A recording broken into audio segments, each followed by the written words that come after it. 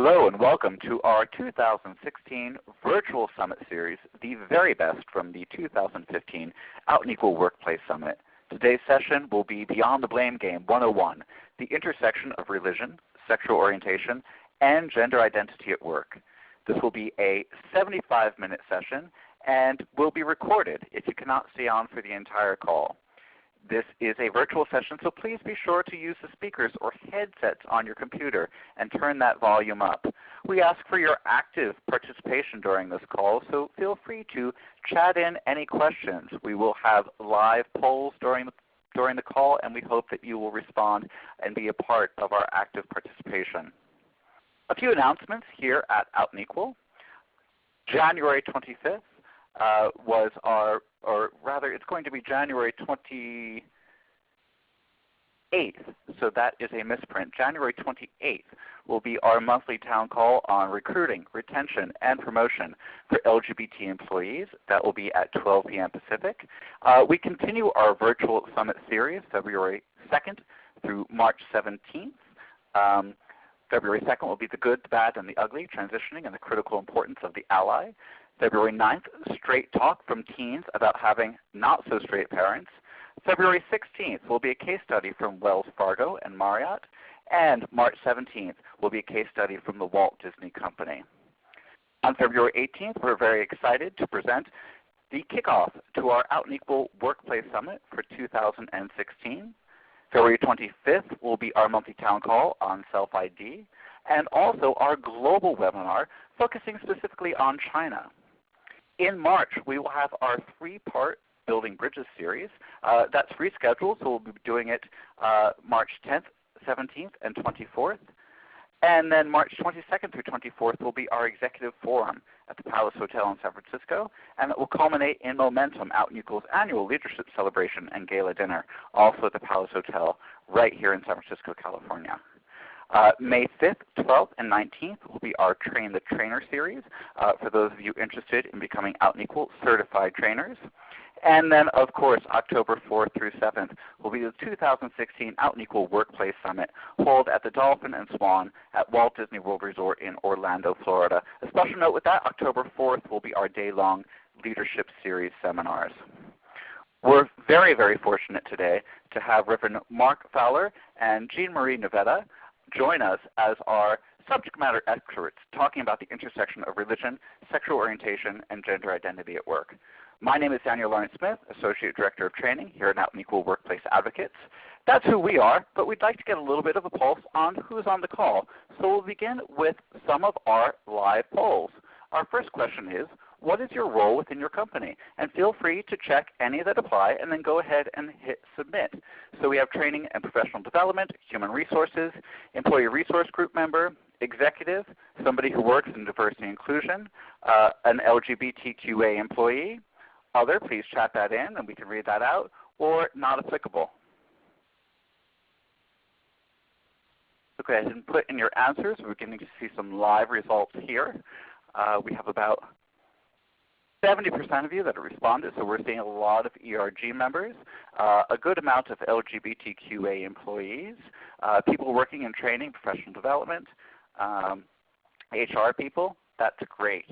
So we're seeing an overwhelming amount of ERG members and LGBTQA employees. So thank you everybody for typing that in. I'm seeing board members. I'm seeing executive assistant, people working in a communications capacity, senior finance analysts, graduate students. Great. So thank you for all of that. And now moving on to our topic of the day.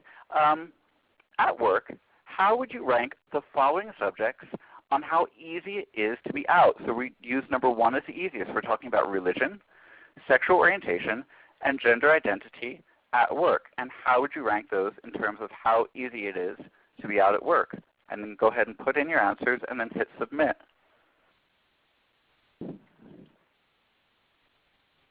Okay, and we're seeing an overwhelming amount saying that it's easy to be out for religion, sexual orientation, and the hardest really being the gender identity piece.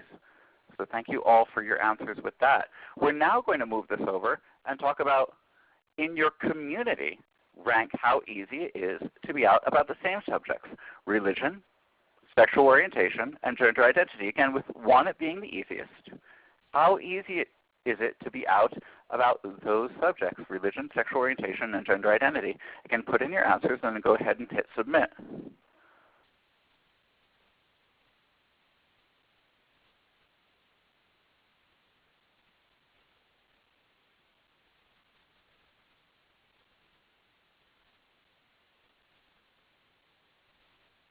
Okay, and for community, we're seeing it mixed. We're seeing once again that gender identity would be the hardest to be out about in your community, and it's more or less tied between religion and sexual orientation. But again, gender identity being the hardest to be out at, both in your community and your workplace. So thank you all for sharing that. With that, I would like to now turn it over to our very special panelists, Jean Marie and Mark. Good afternoon, everyone. This is Mark Fowler, Deputy Chief Executive Officer at the Tanenbaum Center for Interreligious Understanding. I want to welcome you to this virtual session of session that Jean Marie and I put together. This is our second year delivering it, and we, as for those of you who may have seen us in person, enjoy presenting in person. However, we are going to do our level best to make this virtual presentation as exciting and interesting as the in-person session. And Jean Marie I'm going to have her on in just 1 minute, but I just want to tell you a quick word about Tanenbaum. First of all, I want to say that we're based here in New York City, and so occasionally you may hear sounds of the city in the background, like a siren going by. But I'm fine. We're all okay, and I'll let you know if there are any problems. So you just may hear some sounds from the city. Tanenbaum is a secular, non-sectarian, not-for-profit. For almost 25 years, we have been working to combat religious prejudice and hate in the 4 areas that you see on the screen. In particular, we're going to be talking about workplace today, but we also do work around conflict resolution, supporting the work of religiously motivated peace activists in conflict zones around the world. We do work with providing training and resources for medical practitioners in the ways in which patients and families make decisions for their health care that are based in their religious beliefs and practices. And finally, we also work in education, training teachers in the ways in which they can be comfortable and competent to address religion in the classroom. Taking it away. While Mark is arranging himself with the phone correctly, this is Jean Marie Navetta. I am the Director of Equality and Diversity Partnerships at PFLAG National. In that role, I lead our Stray for Equality project, which is now 8 years old, which involves all of our workplace education programs, as well as our inclusion work, both inside and outside of the organization. In way of a little bit of background, PFLAG National is technically based in Washington, D.C. I am the lone employee out here in San Francisco, California. We also have a Los Angeles office. For those of you who may be sort of familiar with us, a quick rundown. PFLAG was founded in 1973 by a mother in support of her gay son. We have a 3-part mission of support, education, and advocacy. A lot of people within the LGBT community know us as the place that maybe you or your family came when it was time to come out to get support, and then to move on to learning more about the LGBTQ community, and then of course going into issue advocacy. It is seen as the original ally organization in this country and in some respects in the world, but the primary voices of PFLAG as such have been those of families. That's who we saw allies as well as LGBT people. Stray for Equality, which is the project that I lead, was launched in 2007, and it's a project of PFLAG National. And for those of you who have participated in some of our workplace programs, that's probably what you're a little bit more familiar with. The whole mission of Stray for Equality is to sort of reach out to a new group of people to engage in this discussion about LGBTQ inclusion. So it's really focused on inviting new people into the conversation beyond families, beyond those people who maybe already see themselves as allies, to bring a new group into this discussion, to educate individuals with all the information that they need to understand the issues and to become supportive, and then obviously to engage new allies in building inclusion wherever that may be. And today we're specifically talking about the workplace. So the primary voices have been straight, so non-family allies, as well as people who are LGBT who can be allies to each other in different respects. And Mark, back to you. All right, so I've sorted myself out over here. So our session objectives for today, we want to talk a little bit about, and how this session came to be is that Jean Marie and I were talking both about our personal experiences and what we had seen with working with global companies around issues around religion and sexual orientation and gender identity. And often the stereotypes and the misinformation are the first things that get in the way of any concrete conversations. So we want to talk and give some context, if you will, around the many ways in which religion and sexual orientation and gender identity kind of intersect at work. We want to talk about some of the common stereotypes and the pitfalls, but really only talking about them as a pathway towards where are the points of convergence, where are the points where these seemingly disparate identities actually have similar interests in the workplace, and then to talk about some concrete next steps. What are some ways in which you can inspire, create, continue, develop conversations that are already happening, in some cases informally, in some cases formally, around the intersection of sexual orientation and gender identity. Okay, so someone's saying that I'm still not loud, but I'm not sure what to do about that. We'll see what I can do about that, Kathleen. Thanks. While we get started on this, I definitely want to give you another poll to give us some feedback. So have you ever found yourself in a conflict with someone at work because of your an individual's religious belief versus perhaps your LGBTA, and we're using A as an ally status? So your answers are yes, no, or you're not sure that the core conflict actually was laying in these two different issues. And we're going to give everybody just another, I see everybody is providing feedback, so give everybody just another second to weigh in on that, because we have a really great group today. And Mark, it looks like we have some very interesting results going on. So what we're seeing is about half the people on today's call are saying yes, they have in fact found themselves in one of these conflicts. About 37% of people said no. And we've got about 13% of people, almost 14, who said they're not so sure that these two pieces were necessarily at the core of the conflict. So actually let's start talking about that just a little bit.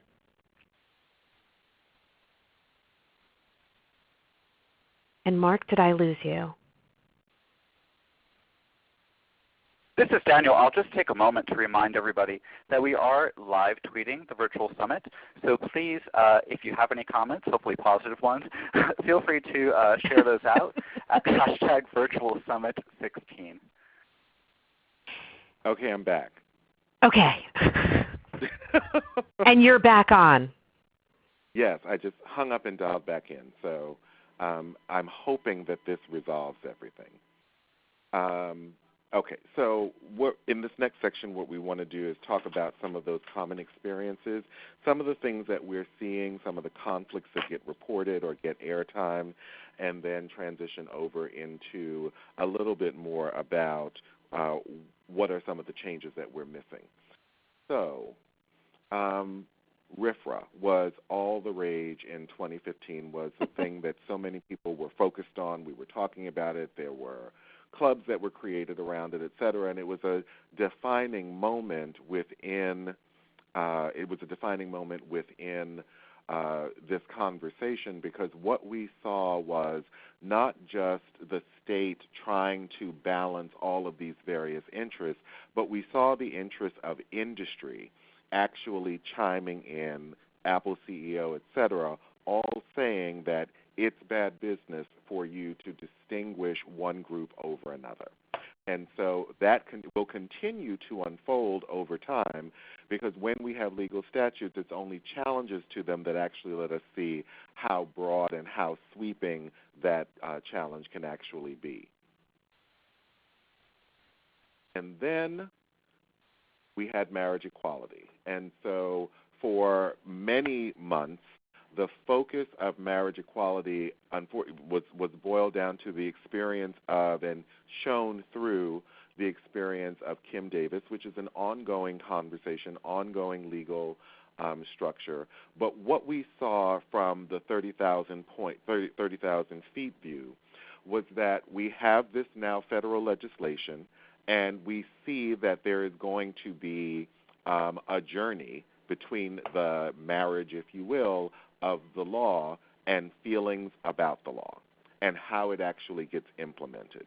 So this was one of the places where, and certainly from Tanenbaum's perspective, several of our corporate members called into us shortly after marriage equality because there were discussions kind of emerging within workplaces, often within or on intranets, and people needing to have some kind of structure for those conversations. We didn't want people to not talk about it, but we did want to have people engaging in these conversations in a respectful way. Some of the other conflicts that we often see have to do with the statistics. So you see here that vast majorities of LGBT Americans talk about various religious traditions as being unfriendly toward people who identify as lesbian, gay, bisexual, and transgender. Among millennials, it is actually the negative religious teachings, or those teachings that are perceived to be and experienced to be negative by nearly a third of millennials, that actually was the deciding factor in terms of them leaving their tradition. 37% of LGBT Americans, compared to 21%, have left their childhood faith to become more religiously unaffiliated. And this kind of mirrors another statistic that we talk about at Tanenbaum, which is that 37% of all Americans are practicing a tradition different than the one that they were born into, and that number rises if you actually account for all Protestant traditions. 23% of American workers in what we called in our 2013 survey high social diversity environments are reporting that they are witnessing and or experiencing conflict between religious coworkers and LGBT coworkers. So this is kind of an ongoing thing. And then some of the other conflicts that we hear about show up in scenarios like the ones that you see on the screen now. An employee refusing to work with a gay colleague, or in some instances, refusing to work with a gay customer or client. For Pride Month, this was something that actually happened in a company that we were working with. The LGBT ERG organized a button day where staff are invited to wear ally buttons, showing off their support for their LGBT colleagues, and yet this initiative is then posted on the company intranet, and the first comment in response condemns the event, refers to homosexuality as an abomination. So these are some of the common kinds of responses and the conflicts that we hear about. Another, an employee in the office distributes daily devotions to the whole staff, and generally they are messages of encouragement, but today, on that particular day, the employee sends out a passage condemning homosexuality. So these are some of the things that we kind of see. And I'm going to turn this over to my sister in the warmer West Coast region to talk about some of the things that we often miss in terms of the statistics and also the ways in which people are working together. Thank you. My brother in frozen land. So there are there are definitely a lot of changes that are going on, and some of the changes that are actually happening we sometimes start to miss, either because of our personal experiences, which are really important and often drive how we see things, or perhaps sort of what we are hearing on the news. And certainly some of the examples that Mark gave were really great examples of stories that just absolutely dominated the news. So I want to talk about those. But before I actually go any further, I just need to point out that my colleague on our vast team of Two Straight for Equality, Jamie Henkel, is on chat right now with people. So if you are actually having an any questions about any of the PFLAG stuff, Jamie is definitely there to help. So I had to point that out because she is massively helpful. So let's look at one of the first things.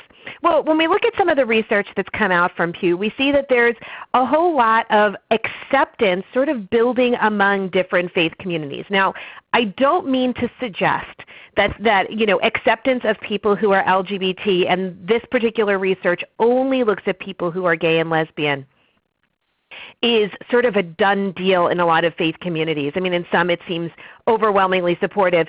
There's still a lot of work to be done.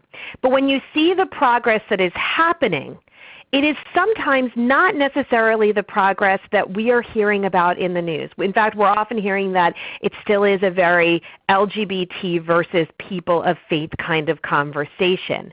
And yet there's a lot of numbers that are ticking upwards in terms of acceptance. Now, it's important to note that this is looking at individuals and their opinions who identify as, for example, Catholic, not necessarily the position of that denomination itself. So what we really need to start shifting our focus to is actually not necessarily looking just at what a typical congregation says, but how some of the individuals in that congregation may be handling it. And I saw there was a question about when this is from. This is from Pew in 2014, which is their most recent numbers on some of this information.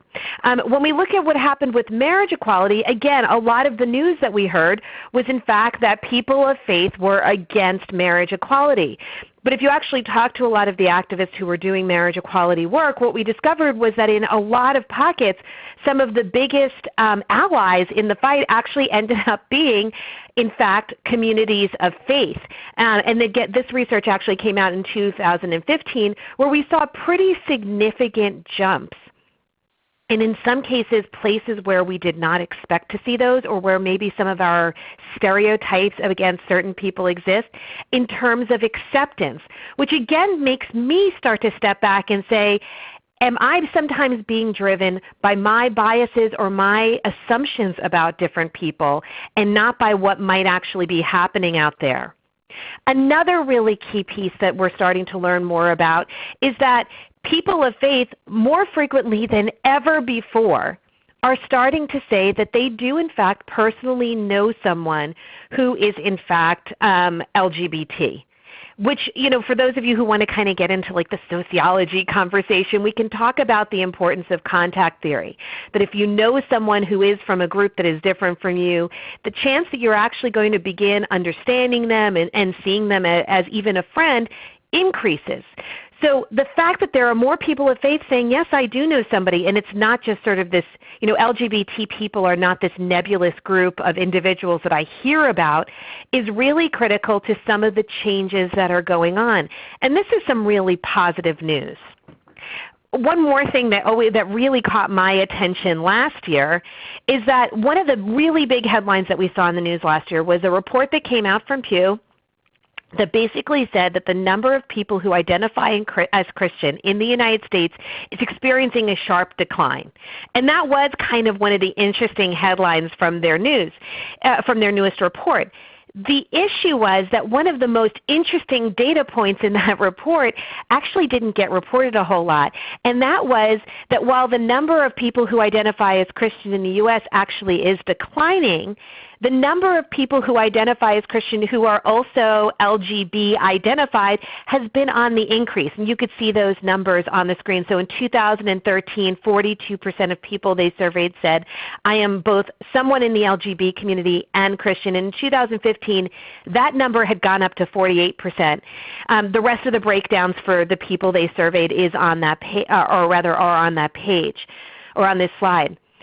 Here's the interesting thing to me. When we started, we actually asked a few questions of you, and I've been reading some of the chat as Mark was speaking. And I noticed that there were several people who actually alluded to the fact that they find it very difficult as someone who is in the LGBT community to also be out as a person of faith. And that during our poll, a lot of people said that in my community, it's actually really hard to talk about this. Part of that is our perceptions, part of that is our experiences, part of that may be some of our own biases. And And yet, there are more people who feel like they've got the space in the LGBT community to actually finally talk about this, showing that there are some critical intersections that are actually beginning to develop. Now, I don't mean to say that all of this news negates any of the bad things that are going on out there, because there certainly are major challenges we still have, especially when we get into issues like RFRA, which is very, very serious. But it does present some opportunities and perhaps some openings and some changes that we're just not seeing on our radars, because we are looking at this from our own perspectives and only the experiences that we have had.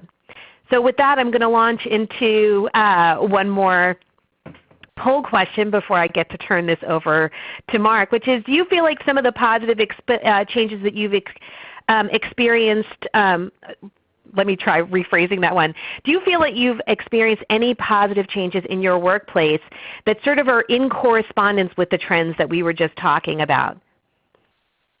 So some of this good news that I was just getting into, do you think it has affected any of your experiences at work?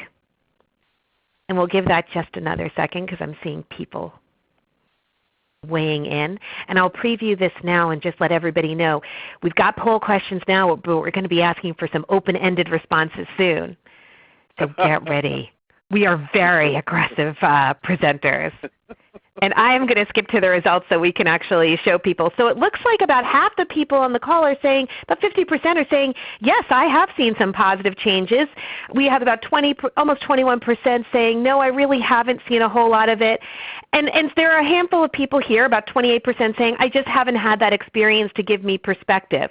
But I think that top number of people who say, I am seeing some things change positively, that's something pretty significant to look at. So I think that's kind of an exciting place to be and an exciting place to work from, Mark. So I will take a deep breath and turn it back over to you.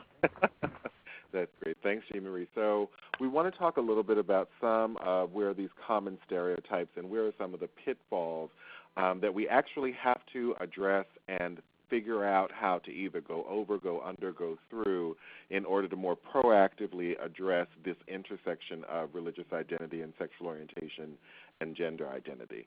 So some examples. An employee refuses to sign a diversity and inclusion statement, which requires him to value all of his colleagues. He agrees to behave respectfully toward colleagues, but cannot agree to literally value all of his colleagues. He believes it goes too far. Some of you may recognize this as the case of Bonanno versus AT&T, and in this case, the employee was fired because he wouldn't sign the diversity statement. He sued, and he actually won because the judge believed that trying to insist that someone value a particular thing is markedly different than this person who said that he would act respectfully toward his colleagues. And I saw in the chat, and I don't remember who it was, that was talking about, we can see this on both sides, right? We've seen instances where people from the LGBTQA community have sometimes been kind of nasty to their religious colleagues and coworkers. And likewise, we've seen the inverse of that. So we have to balance these experiences and conversations with all of the information that we're talking about today. Another example, a Muslim employee is ostracized by team members after she declines to attend an event hosted by the LGBT ERG during Pride Month. And here comes the big word. They assumed she declined because she does not support her LGBT colleagues. Not one person went up and asked the woman, hey, we missed you. We really wanted to see you there, and have her be able to respond, that's the same time I have to pick up my children. I couldn't come. So we sometimes get caught up in what we think and the behavior we expect people to have without often asking them respectfully what's going on. And then an employee in the interfaith ERG becomes frustrated because he's constantly called upon to speak on behalf of the gay community during meetings. And no one necessarily asks him, well, could you tell us about your perspective from being Hindu or Buddhist or Muslim? And I just wanted to say that someone in the chat section was talking about, in one of the surveys, Jean Marie, you were talking about where were the presence of the non-Abrahamic traditions. Often in national surveys, the numbers of people that can actually be contacted from the non-Abrahamic traditions, the samples are so small that they cannot statistically always break them out. So that's what happens often with Pew. It happened when we did our national survey as well. So I just wanted to address that point. And here are two other examples, which I won't go into in great detail, but it speaks more to this idea of what are some of the touch points, what are some of the kinds of interactions that people are having and experiencing in the workplace that we have to be aware of, that there's more to it than just what we see on the surface. So now we're going to play a little bit. We're going to give you a scenario, and as Jean Marie was saying, give you some opportunities to actually talk through and share via chat. What would you do if you found yourself in this situation? All right, so here is the scenario. Christina and Elter are colleagues and friends. Christina self-identifies as a trans woman, and Elta identifies as lesbian. Christina is also a practicing Christian and considers herself to be devout. The company recently chartered an interfaith employee resource group. Christina mentions to Elta that she wants to join and is even considering joining the ERG Leadership Council. In response, Elta says, "That's a great idea. Then you can take them down from the inside." So this is the scenario that we're going to work with a little bit. And we're going to give you an opportunity to be the detective and use this as a case study. I know that this is not a picture of the current cast of Criminal Minds, but there's nothing wrong with a picture of Shamar Moore. I'm sorry. So our first question for the chat window. What do you think are Christina's personal motivations and perspectives in this situation? What's motivating Christina to consider becoming a member of the Interfaith Employee Resource Group?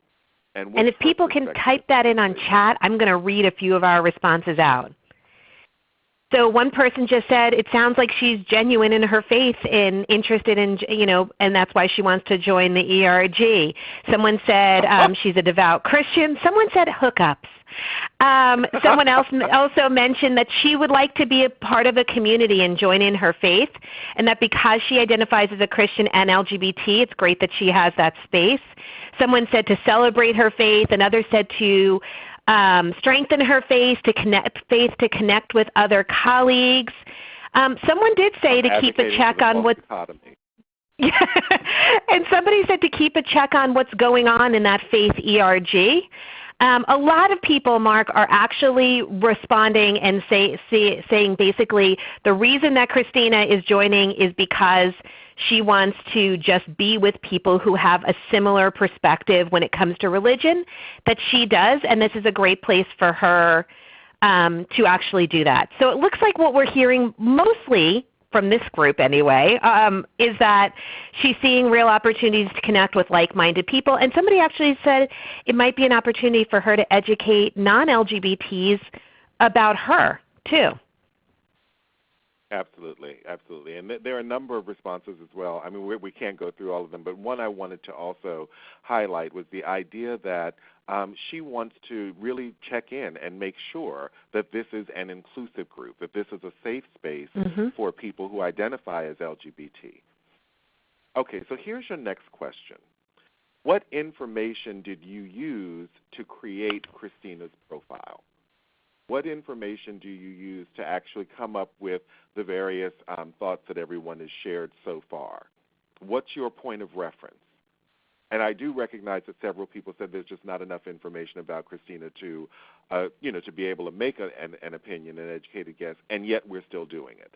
So what are we using? What's the point of reference? So what we're hearing is some people are actually saying their personal experience is what helped them create their perspective on Christina. Some people said that our description said that she is devout, and so they're taking her at her word. Someone actually said, I made my call on this based on my own bias. it looks like a lot of people are actually sort of basically speaking to the same thing, that everyone took Christina as sincere, that this was stated in the description of Christina, and that's how they're making their decision. But I think it's very interesting, Mark, that a lot of people are kind of, to some extent, identifying with Christina to the extent that they could understand why somebody from a certain background would want to be with like-minded people. Yeah, I think that all is great. And so here we're going to add a little bit more pepper to the mix. So let's look at ELTA for a second. What do you think are ELTA's personal motivations and perspectives in this situation? Where's ELTA coming from wanting to take the organization down from the inside? Well, we're starting to see some responses. People said that maybe ELTA has been burned in the past and she's had bad experiences. Actually, a lot of people are saying that ELTA seems to have had bad experiences and she has a lot of personal biases. Someone said she's bitter. She's defensive, angry, or trying to be funny. It sounds like a lot of people are really going to the idea that it seems like ELTA had a bad experience. She's been harmed in the past by people of faith, and that seems to be driving her. And that it seems to be kind of an angry response. A few people are saying that it seems like ELTA also lacks a respect for religion in general, and that actually may be what is driving her to make that comment towards Christina of, you can take them down from the inside. But we're hearing a lot of really consistent stuff, that the assumption is that ELTA has had a bad experience in the past because of religion. She may not understand religion. She is biased against it. And I found it just very interesting that one person on our call actually just said that she doesn't seem to be taking Christina seriously, that there may be kind of this suspended belief that, or this existing belief that you can't be someone who's both LGBT and a person of faith. Yeah, all of this is so rich, and the thing I also think that's very interesting is this idea, because a couple of people have alluded to this, that we have to all be mindful of. So we're all assuming, we're asserting, we created this case study as a way for us to explore, but we also have to be mindful of where our biases are kicking in and what we're using as point of reference for the conversation. Someone also asked in the chat box, just to get a point of reference. So again, the situation is that Christina identifies as a trans woman in this company, that ELTA is her friend, ELTA identifies as lesbian. Christina wants to join the company's newly forming interfaith employee resource group, and is considering even wanting to be a director within that group, on the leadership council of it. And ELTA, actually, her comment is, great, join the group. You can take them down from the inside. So we're just exploring now what is motivating both of these two women, but also what's motivating our response to the situation at hand.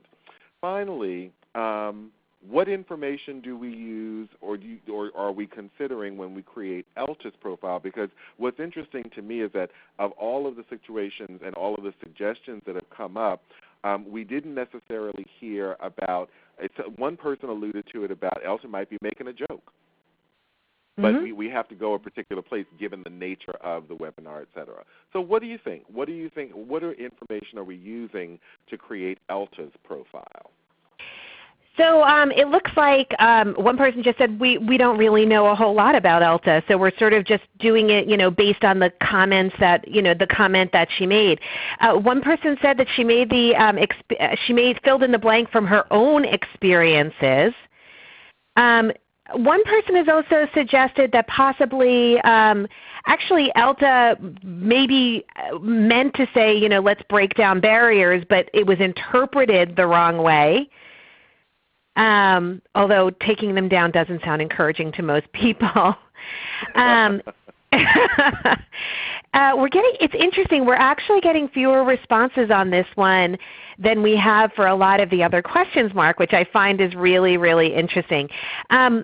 A couple of the participants have all said that we're making a lot of assumptions about what ELTA's motivations were. We're all reading a lot into that one comment that ELTA actually made, and that our conclusions that we are basing, the conclusions we're making about ELTA are often based on the experiences we have personally had and the way we are interpreting that one statement. So some people are saying it was very negative, some people saying maybe we're misunderstanding it, but it seems to be a lot of us are saying it's based on our own experiences and sort of these assumptions about many LGBT people's feelings towards people of faith or towards religion, and that this is just a really tough situation. I'm just going to make a comment here that nobody has commented on the fact that I've swapped out Idris Elba on the slide for your picture, and that's sad, people.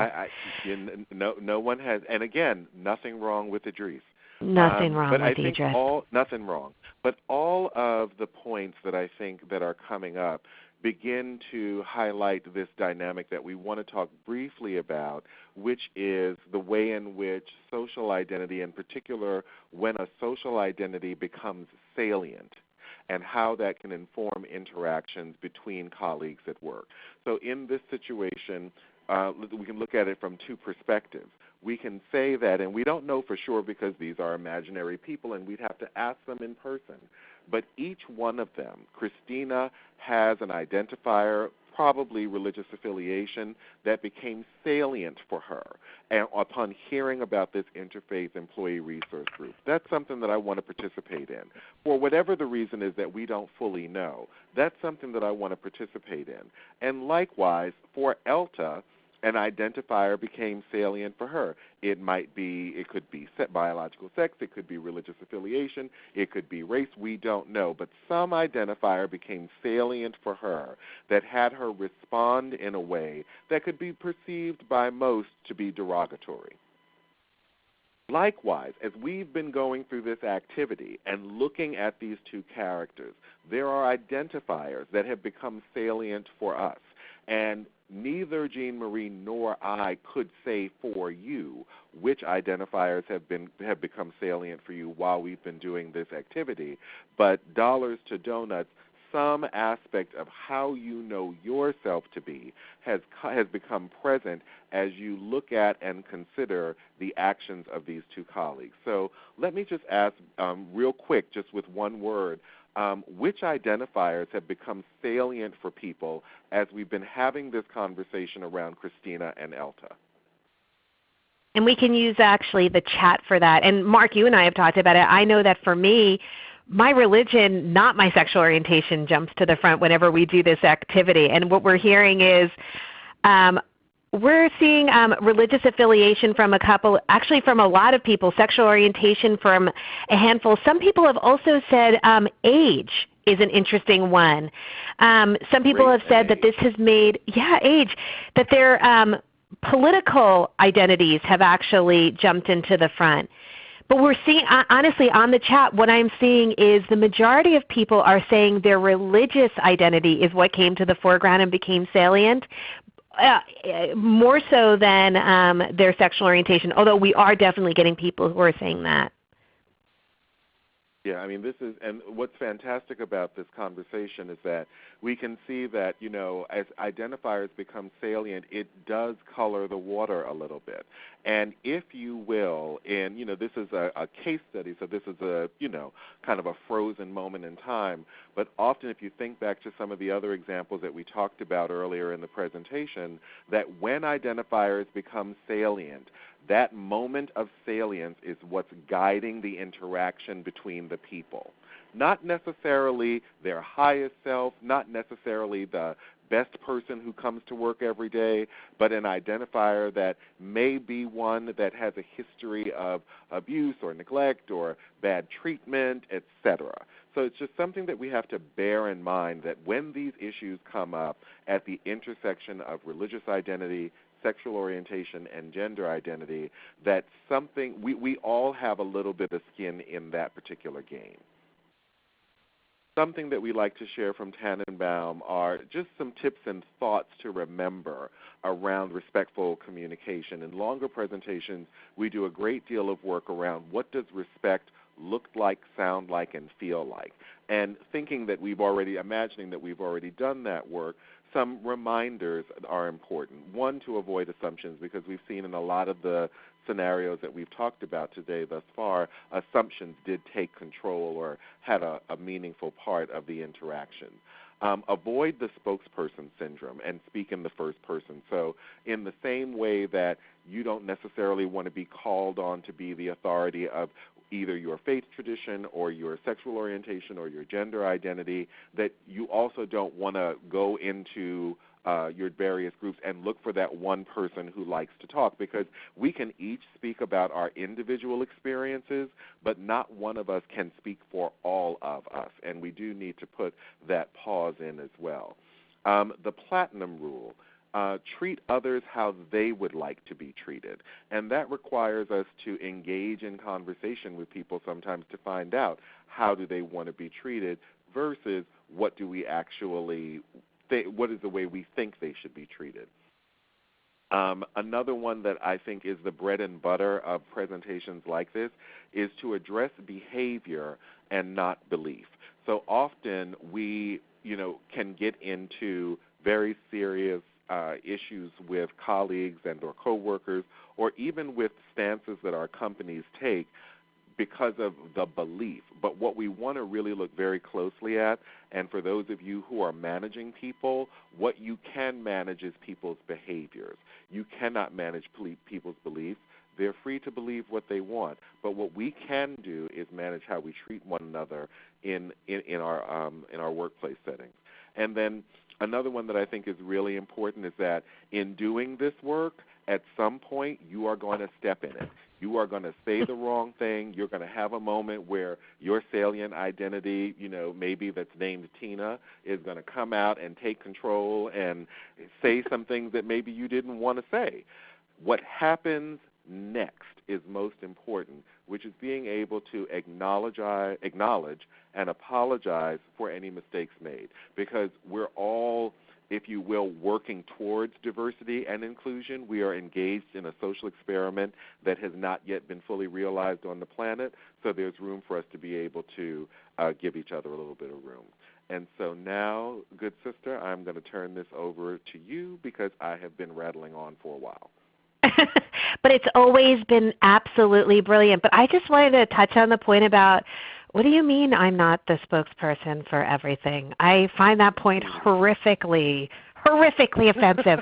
I thought I was the spokesperson for the universe, and I've seen a couple of people making jokes on the chat about it too. Well, you are indeed the spokesperson for the universe, but we do want to give you a break because you work so very hard at that.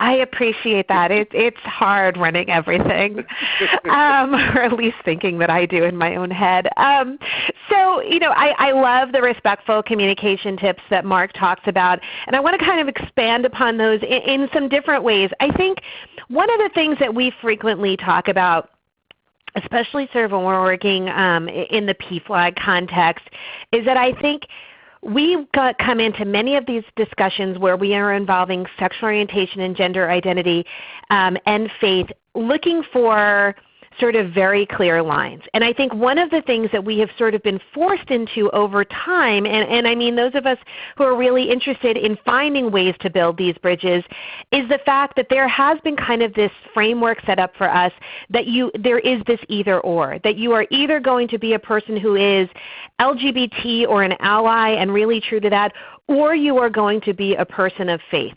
That there has been sort of this divide created. And I think that one of the really key things that's so important that it happens, both to break the stereotypes around this as well as to create a more inclusive space for people who in fact are both, and there are many, many people who are, is to really actively address this issue. I think that we often look at the issue as you're one or the other, or that there has to be one winner and one loser in this conversation.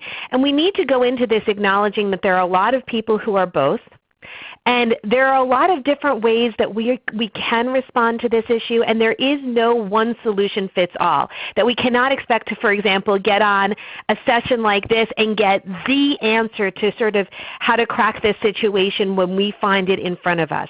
That everyone is different, and there are a lot of competing interests. And when we layer the workplace on top of it with all of the different things that are going on there, it becomes even more challenging. But it does not necessarily mean that there is going to be a winner or a loser. But what our job is, I think personally, is in fact to start recognizing that this is really complicated for a lot of reasons. And I think people on this call, and I'm so thankful to everybody who's been participating in the discussion and the responses to us, have really highlighted that we're coming at this from so many different perspectives. It's not a particularly neat conversation, but that's okay. We have to be okay with the fact that there's no one way through this. But there are some kind of great ways to go about re-envisioning and reinventing these discussions.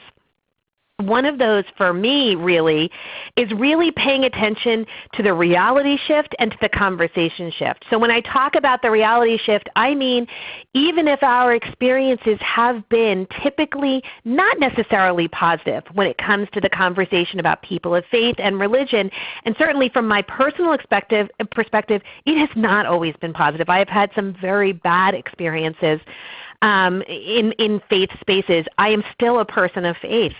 But I need to recognize that there's a lot of change happening out there, and I can't let only my perspective and my experiences drive me, that I need to be looking at some of those changes and opportunities. But also we need to pay attention to how the conversation is shifting. That I think that when we get into the conversations with people who are really only seeing this one way, as I drew it, the fire, brimstone, and Leviticus people, we have a real opportunity. And I think that is where we can take control of those conversations and really shift what this conversation is about here. I think many people's inclination when they hear kind of those rigid conversations is to start coming back, for example, and I'll use my own perspective as a Catholic, with the Bible verses that are going to undo everything that they have just said to me. But in fact, we're never really going to win when we get into the discussions that way. I think that especially in the workplace, A, that's not appropriate, and B, we need to shift that conversation from, listen, you have your understanding of this. I have my understanding of this.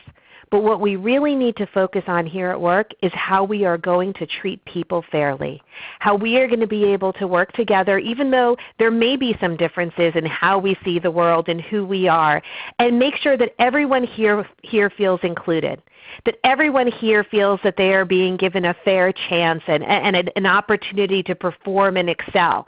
Because the more sort of the conversation gets towards that, and you can be the one leading that conversation rather than sort of trying to have the debate, the more we get to shift this into a workplace appropriate conversation and one that actually gives us something to talk about.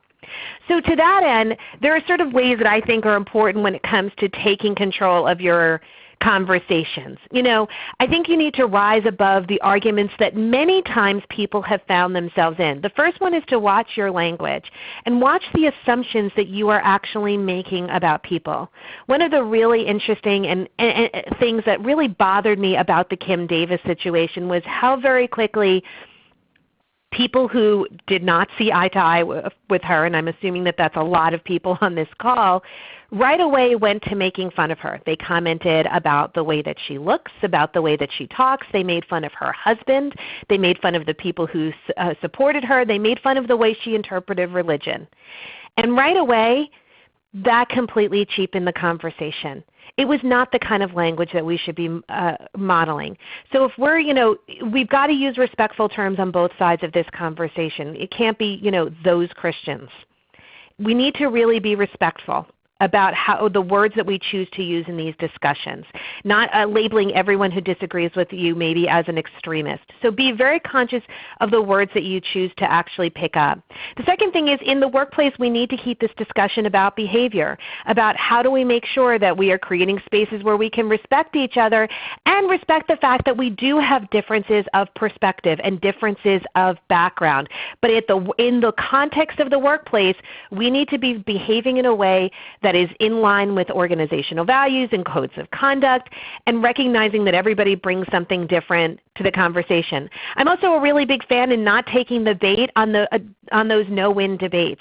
If we're going to end up in a debate about, if somebody starts a conversation about biblical interpretation, for example, I'm not going there, particularly at work. I always try to re-steer that conversation to, that's a conversation for another place, and I'm not going to have that here. What I want to talk about is how we can navigate the conflict that we might be having here into one about how we're going to work together effectively. I think we need to always behave better than opposition will predict. I think that somebody earlier in the conversation made a joke about, I believe, ELTA sort of acting in a way that seems to go right along with the stereotype of the gay agenda. I think that that was a great observation. If opposition, and especially we heard this during the RFRA debates, is saying that everyone's here to take down religion and make a godless society, I think that we need to continue steering the conversation to, we want to create spaces where there is respect for everyone. And we need to personally manage our hot buttons. And by that I mean knowing as we go into these conversations those things that really affect us very personally and deeply. I know that for me, when I hear somebody say, oh, you can't be a good Christian and be someone who's gay, that's a hot button for me. It really bothers me. I've had to learn how to keep myself calm when I hear that, and I have my good response ready and at the go. Because if I'm not going to be a good messenger. I'm not going to be a good advocate for inclusion for all. But that is my personal responsibility to this effort to be more inclusive for everyone, to build this bridge. But that's us making the choice that we're going to prepare ourselves really effectively in terms of how we're going to have these discussions. And the last thing, and then I will turn this back over to Mark because we're going to have some conversation about with some of the questions that we've got going on there, is we need to respect the journey. Often when we are talking in the context of religion and faith, there is this theme of religion as a journey that people take. And I think that when we talk about allies in the Straight for Equality context, we talk about it often being a journey too. And recognizing that sometimes we want people to see things overnight our way, but the truth is that sometimes, and most of the time I'd argue, that kind of level of change is really progressive. But we need to respect that journey, respect that we can't get our way right away, and you may not get it all the time, and you probably won't. But to recognize where people are taking this journey and where they are making these efforts, and that we're not always shutting people down because it's not enough. It's about walking alongside people on their journey to inclusion rather than saying it's either you see it my way or you're no ally to me.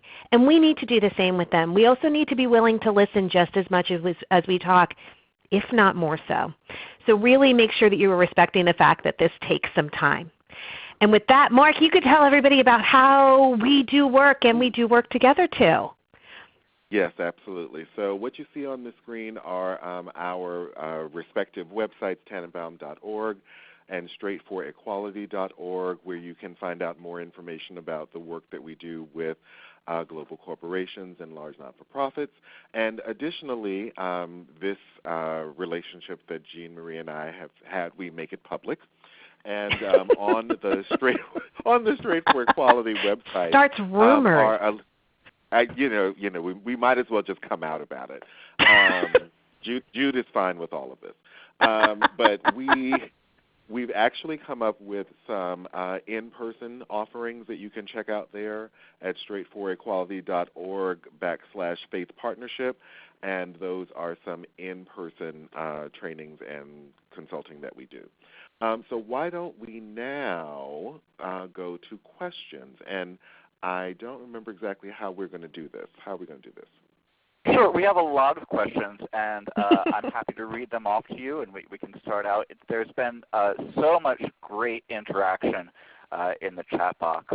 So thank you, everyone, for sharing both your questions, your comments, and a lot of personal experiences. We really appreciate hearing that. And remember to share that out on our hashtag #VirtualSummit16. The first question that came in is from Erica, and the question is, what is a, quote, evangelical church? I belong to the Evangelical Lutheran Church of America, and we have publicly stated that we welcome LGBT clergy members and support same-sex marriage. are we included in the, quote, evangelical church?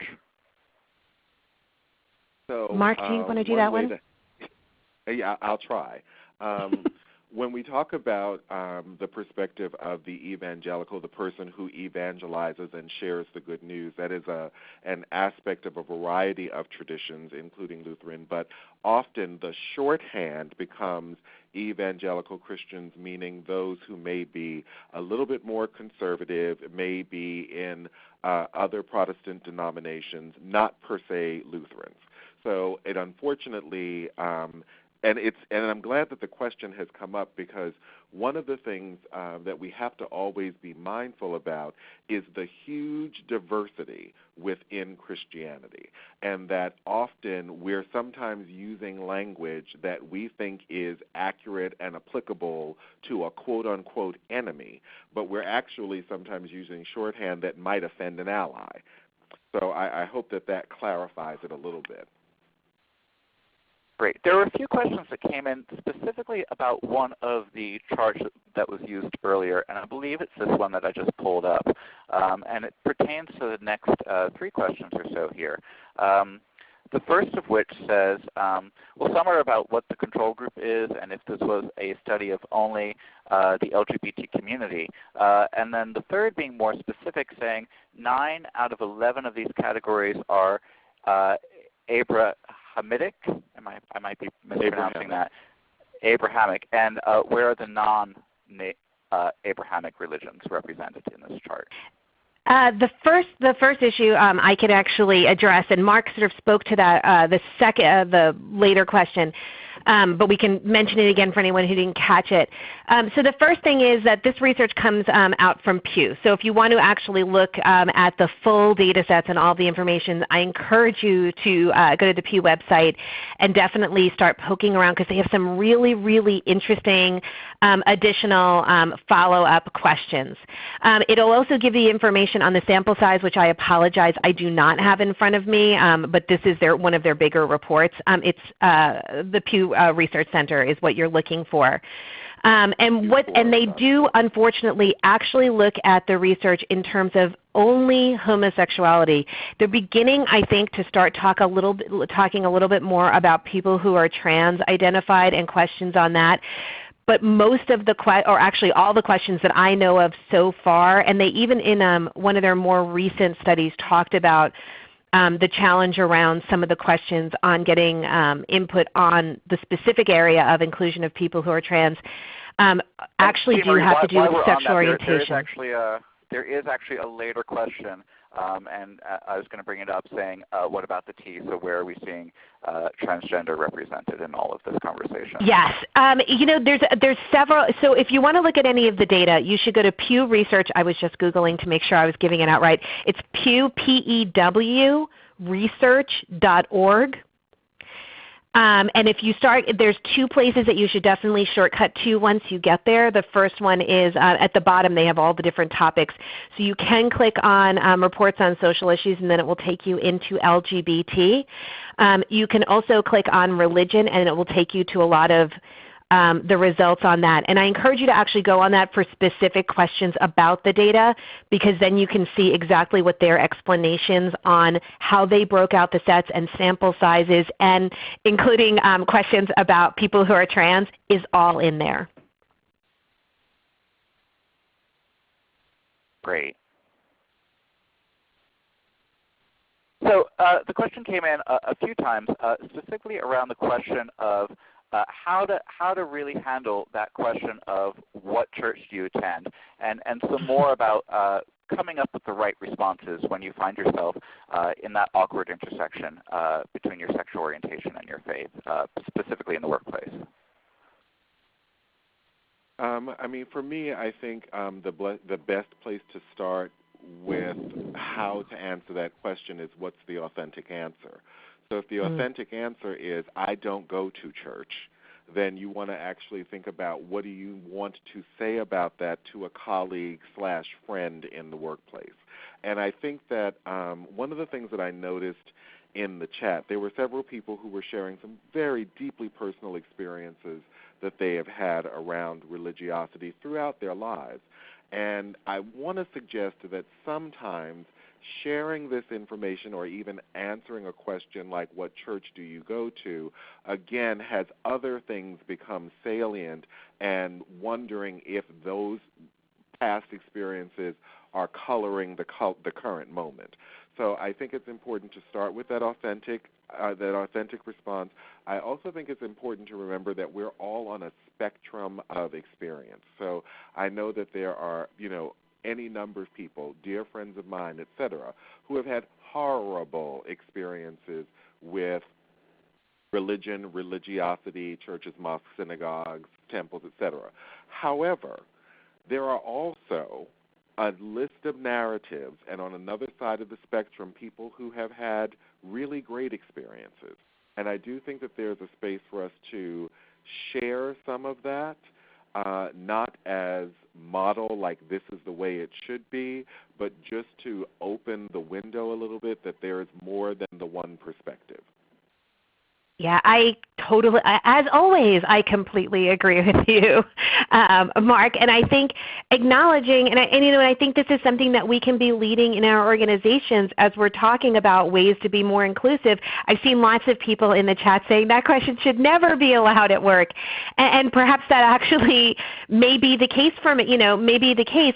But I think this is an opportunity to teach. If we know that questions are coming up like that, and I can tell you honestly, I have spoken to more people than I can tell you who have said, I have been asked that question right after I started my new job. I think this is an opportunity as those of us who are in inclusion work in some shape or another, whether it's in a sort of a formal D&I role or you're working in your ERGs, to talk about how difficult those questions can be for some people. And I'm not just talking about people who are LGBT identified. And that's really, really critical. And I just want to add one little point to what you said, which I completely agree with, which is imagine the experience of the person who identifies as heterosexual and atheist, and how very different is that is a question being posed to them than it being posed to you. So and also just considering, the social mores under which many people operate in this society is that there is some outward expression of religious belief. And often asking people about a church or what their faith is not fact-finding as much as want to know something about you so that I can make you welcome. That's sometimes the case, because I definitely saw someone in the chat box talking about their experience that because they're an ally, people assume that they're not religious. Yep.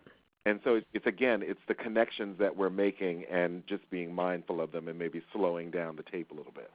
Absolutely. And I really appreciate your comment that it isn't a question that we should not always assume the question is to sort of corner somebody, or it may in fact just be to find out what their background is and how to make them feel welcome, even though that question is probably not the best way to actually do that. So don't always assume sort of a negative intent when people ask it. So one more, and this has come up time and time again, some more as a comment and some as questions. A lot of folks sharing some very personal stories about experiences that they had where they were alienated from congregations and traditions that they held close to their heart, and how to accept and move on from that, and then also how to distinguish the lines between disagreeing on principles of faith and where quote unquote hatred might come in and what that looks like. Mark, may I? Please. So I actually am one of those people who was raised Catholic. For those of you who have heard me speak, I talk about the fact that my mom is a former Catholic nun, so we are like hardcore Catholic. Had very, very bad experiences, was asked to leave my university, which was Catholic, because I am gay, which was not a good experience, and into that fell a whole lot of other issues. And was really alienated for a long time, and then came to an Episcopal church which was not sort of labeled as open and affirming, but was incredibly, incredibly accepting. And really brought me back to faith, which has been a huge, huge part of my life and probably one of the most important things that has ever happened. And, I think it's a very individual journey. I don't think that there's sort of any one way to distinguish what is the acceptable part of it versus what is the unacceptable part of it. I think it depends on the individual. I mean, certainly not everybody in the congregation in this particular Episcopal church that I attended when I lived on the East Coast, I can't assume that they were all 100% accepting of me and we're all there on marriage equality and everything. But for me, the way they treated me was always inclusive, and that felt like a good trade-off for me. In that sense, that I was really comfortable and I always felt really welcomed and had such experiences, as did my wife, that it transformed our lives. And in the end, I think it's actually made me a better D&I practitioner because I truly have come to understand what this journey back into a place that scares you looks like. And I think that's a great thing that we can all lean on, and an important conversation because a lot of people do not hear that conversation from LGBTs and allies about maybe finding that other space, particularly spaces that are not necessarily like labeled as LGBT inclusive spaces in faith communities. I don't think there's any one straightforward answer, but I think when we do have those experiences and you do hit that place of comfort, I would encourage you to actually talk about what that experience looks like because that journey is really fascinating and it's not the story we hear enough. That's great, and thank you for sharing that personal story of your own, Jean Marie. With that, we're right up at about time, so I wanted to leave it to you, Mark and Jean Marie, if you have any closing comments. Mark? Do you want to go first? Look at us being so gracious towards each other.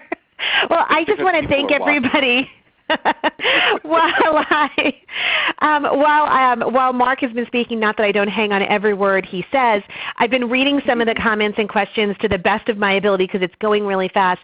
And I just want to thank everybody for your participation in this. And definitely you can reach me and Jamie on our side with the straightforequality.org link. And Mark on the Tanenbaum link.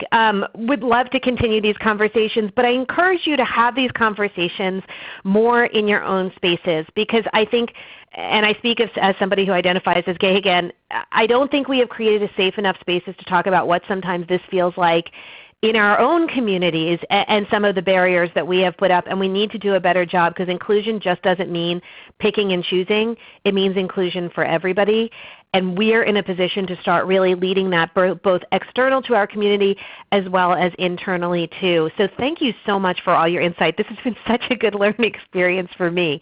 And Mark, I will turn it back to you.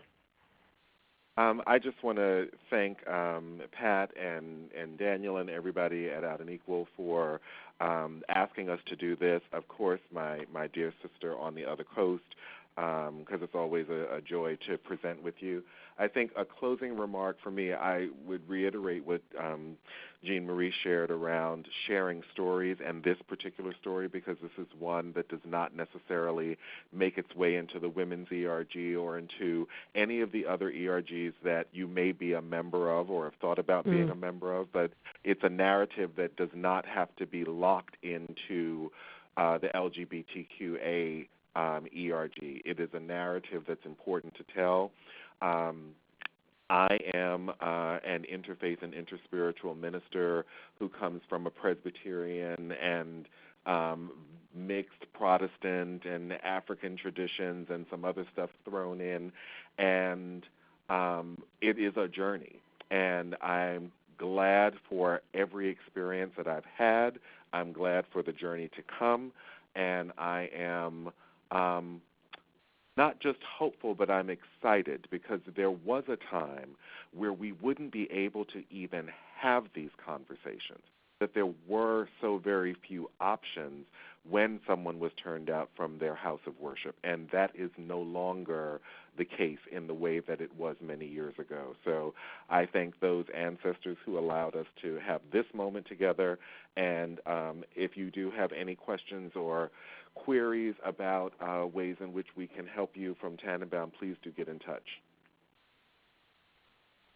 Again, Reverend Mark Fowler and Jean Marie Navetta, thank you so much for your time today and all of your many insights. This has been a very involved call, and I'd like to thank everyone who dialed in and is participating. All the chats have been really great. Pat and I have been holding on to the handlebars very tightly with all of your great comments and feedback. So we really appreciate that. Just a reminder that this has been recorded and will be available as a digital archive on our webpage, www.outandequal.org. One more reminder that our 2016 Out and Equal Workplace Summit will be held in Orlando, Florida at the Walt Disney World Resort Swan and Dolphin, October 4th through 7th. And there will be a brief survey at the end of the call, and we're interested in your feedback. So let us know what you liked, and let us know what you would like to see in future town calls. Our next Out and Equal Virtual Summit will be held on February 2nd at 12 noon Pacific, and that will be the good, the bad, and the ugly, transitioning and the critical importance of the ally. Once again, this is Tanya Lawrence Smith, and thank you so much for your time today.